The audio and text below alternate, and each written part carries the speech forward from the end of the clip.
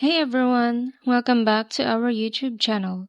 In today's video, I'll show you how to delete order history on TikTok Shop or remove history on TikTok Shop.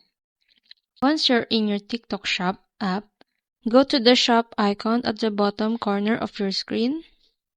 Once you're here, click on this search bar. Here you can see all your search history or order history. Click see more. You will see all your history here.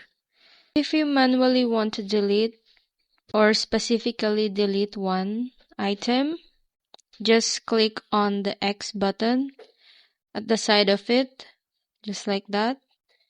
When you want to delete all of it at once, you can see this clear all and just hit it and click clear.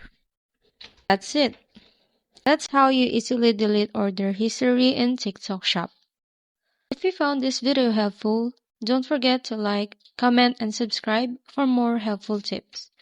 Thank you for watching.